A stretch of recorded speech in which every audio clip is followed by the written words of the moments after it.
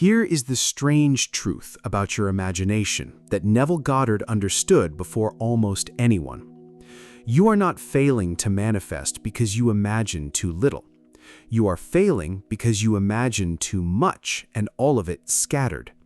You pile up images, a better house, a different phone call, a face that finally softens towards you, a number in an account, and you move between them so fast that you never actually stand inside a single one of them. What if the problem was never your effort? What if you have been working harder than you needed to, night after night, precisely because you refused to do the one small thing that works? By the end of this video, you will know exactly what that one thing is, and you will know why a single scene felt to the point of saturation does what 1,000 loose visualizations never could. Neville Goddard called it the Imaginal act. Not visualizing, not daydreaming, an act. Something you do once cleanly until it stops being an image you are watching and becomes a memory you are carrying. Most people never taste it because they mistake volume for power.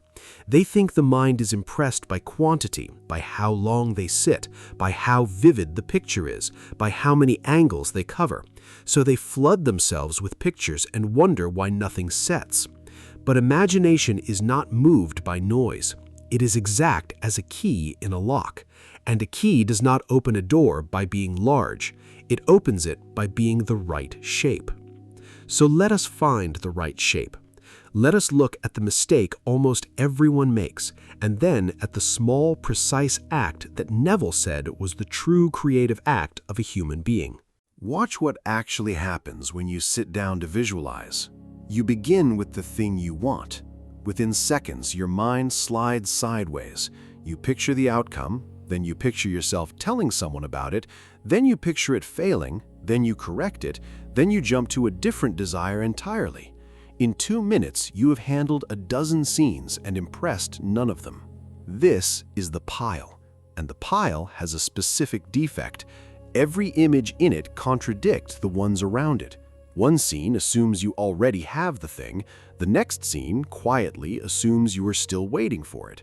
And imagination, being faithful, records both. It records the having and the wanting in the same breath, and wanting always wins, because wanting is the state you spend the most hours actually feeling. Neville taught this in The Power of Awareness, published in 1952. The core of it was almost brutally simple. You must assume the feeling of the wish fulfilled, not the feeling of wishing, the feeling of the wish already granted. And you cannot assume that feeling from inside a pile of images, because a pile has no single state. It is a crowd, and a crowd has no self. Think of it this way. A photograph is not made by pointing a camera at 100 things at once. It is made by holding still on one frame long enough for the light to write itself onto the film. Move the camera and you get a blur.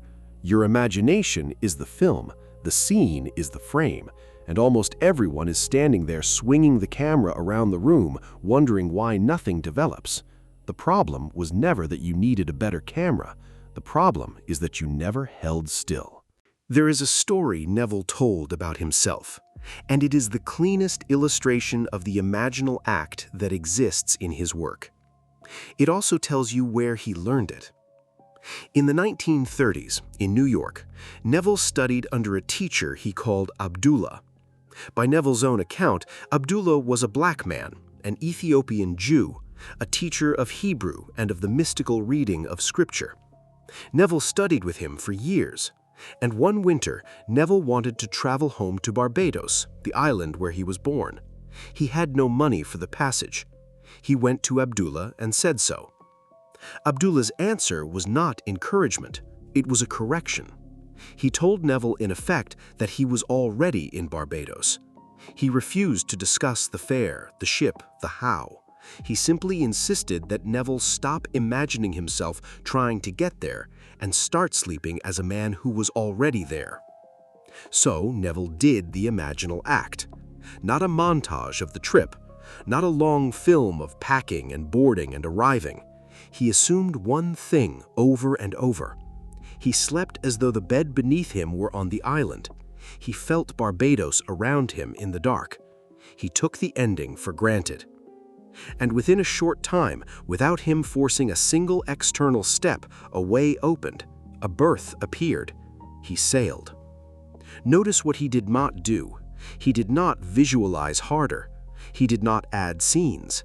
He isolated one implication of the wish fulfilled, being physically there, and he lived inside it until his nervous system stopped arguing. That is the whole method, hidden inside one old story. Now let us take it apart. An imaginal act is a scene, and a scene, in Neville's precise sense, has three properties. It is short, it is sensory, and it implies rather than describes. Miss any one of the three, and the act does not set. Short first. The scene must be small enough to repeat until it saturates. Not a movie, a moment. 2 seconds, maybe 3. The click of a door, a hand on your shoulder, a single sentence spoken to you. The reason is mechanical. A long scene is different every time you run it, so it never grooves a channel. A short scene runs identically on the 50th repetition as on the first, and repetition of the identical is exactly what turns imagination into memory. Sensory, second. The scene must be felt through the body, not watched from a seat. This is where the word visualization actively misleads people. Visualization suggests the eyes, but the eyes are the weakest door. Neville pushed the whole thing toward touch, weight, warmth, sound. The pressure of a ring on your finger, the particular voice of a particular person saying particular words. Give the body something to hold, and the body files the scene as real. Think about how you actually remember your own life. You rarely remember it as pictures. You remember the grip of a hand, the temperature of a room, the sound of a voice on the stairs. Sensation is the language memory is written in. So if you want a scene to be filed beside your real memories, you must write it in that same language. Not sharper images, truer sensations. And implication third, which is the subtle one, and the one that separates Neville from almost everyone who came after him. Here is the distinction that changes everything. There is a difference between a scene that shows your wish fulfilled and a scene that begs for it, and the difference is implication. A begging scene describes the thing directly. You picture the money, the house, the person laid out in front of you like items in a catalog. It is loud, it is obvious, and quietly it still contains the wanting, because you are looking at the prize the way a hungry man looks at food behind glass. An implying scene does something cleverer. It shows a small, ordinary moment that could only be happening if the wish were already a fact. You do not picture the new home. You feel yourself turning your own key in your own door, tired at the end of an ordinary day. You do not picture the reconciliation. You feel the specific weight of that person's head against your shoulder while you both watch something unimportant. You do not picture the job offer. You feel yourself complaining mildly about the new commute. Do you see what implication does? It takes the having for granted. It buries the wish so deep inside the ordinary that your mind cannot argue with it because you are not asking for anything. You are simply living a little further down the road in a world where the thing is already true and no longer even interesting. Neville built this idea across Awakened Imagination from 1954. The scene must imply. A single detail that assumes the end weighs more than 1,000 sentences that plead for it. If you have ever felt your visualizations turn into quiet pleading, drop one word below, implied. It is a marker for the shift from begging to assuming, and that shift is the exact hinge this whole practice turns on. Now we arrive at the strange part, the part that sounds mystical until you feel it happen once. Neville said the scene must be felt as real until it becomes a fact. What he meant mechanically is this. You run the short, sensory, implying scene until it crosses a line, until it stops being something you are imagining and becomes something you are remembering. You know the texture of a real memory. It does not shimmer. It does not need effort to hold. It is just there, quietly behind you, assumed. When you recall locking your front door this morning, you do not strain to see it. You simply know it happened. The imaginal act is finished when your chosen scene carries that same weight, when you can turn to it and it feels less like a wish and more like last Tuesday. This is why the scene must be short and sensory. Length and vagueness keep it in the category of fantasy, where the mind knows it is pretending. Brevity and sensation smuggle it across the border into memory, where the mind stops checking. Neville pointed at this line again and again in Out of This World from 1949. The whole art is moving one scene across it. And here is the quiet mercy of the method. You do not have to do it all night. You do it in that soft, drifting state just before sleep, when the body is heavy and the critical mind has already loosened its grip. You slip the scene in there, felt and small, and you fall asleep inside it. You let the last thing you are before unconsciousness be a person for whom the wish is simply, boringly, true. If this is landing for you and you want more of these deep cuts on Neville's method, subscribe. There is a great deal more of this work here. Let us be honest about what this costs you. It is almost nothing, and that is exactly why people resist it. There is a strange pride in the long effort. Sitting for an hour feels like you are paying for the result. Building an elaborate mental film feels like craftsmanship, and doing one small scene for 2 minutes before sleep feels at first like cheating, like it cannot possibly be enough. But the length was never the payment. The length was the leak. Every extra minute you spent adding images was another minute you spent contradicting the one scene that mattered. You were not building, you were diluting. The hour was not devotion, it was the pile dressed up as discipline. Consider what actually changes when you stop. You reclaim the hour, you reclaim the exhaustion, and you reclaim something subtler, the sense that the thing is close, that it is small, that it is nearly done. Because a 2-second scene that feels real leaves you calm. An hour of straining leaves you convinced the wish is enormous and far away. The size of your effort quietly teaches you the size of the distance. Reduce the effort, and the distance shrinks with it. Suppose you try it, and the scene keeps sliding. You set the moment, the door, the hand, the sentence, and within seconds, your mind drags you back to the wanting, back to the pile. This does not mean the method failed. It means you are watching the exact place where imagination does its work and resisting it. Neville had an answer for this, and it is the least glamorous instruction he ever gave. Shorten the scene further. If a moment will not hold, you have made it too big. Strip it down. Not the whole reunion, just the weight of the head on your shoulder. Not the whole new life, just the turn of the key. Cut until what remains is so small, so specific, so physical, that there is nothing left to wander toward. A scene you cannot get lost in is a scene that sets, and repeat it as one gesture. Not narrated, not explained, not admired. The way you would replay a single second of real footage. Click, wait, the sentence. Again, click, wait, the sentence. You are not telling a story to your mind. You are handing it the same small object until it accepts the object as its own. There will be a moment, and you will feel it, where the scene stops needing you to push it, where it runs on its own and you are simply present inside it. That is the act completing itself. That is imagination taking the impression and closing over it, the way water closes over a stone. Then you open your eyes, and the room is exactly as it was.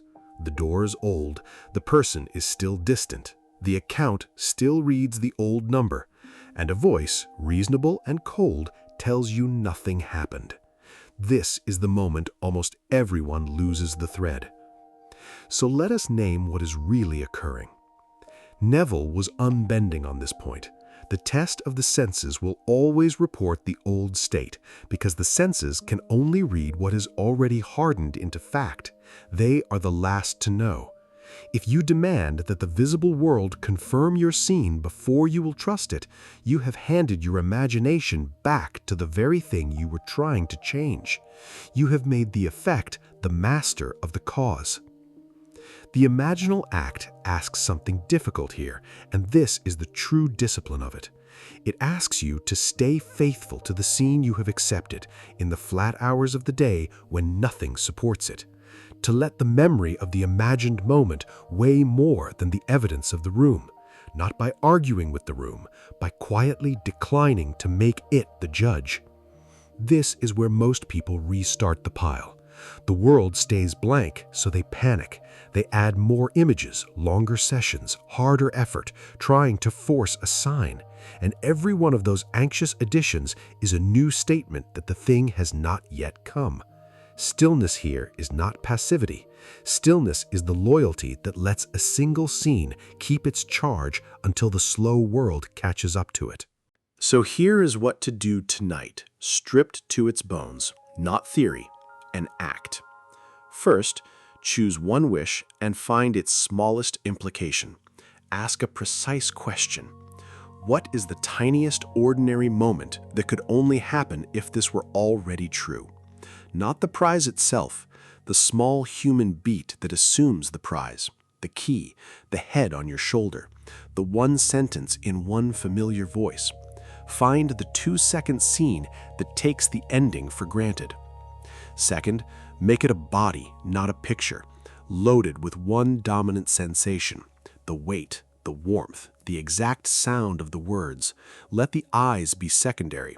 Give your nervous system something to hold so it files the moment under real. Third, run it as you fall asleep.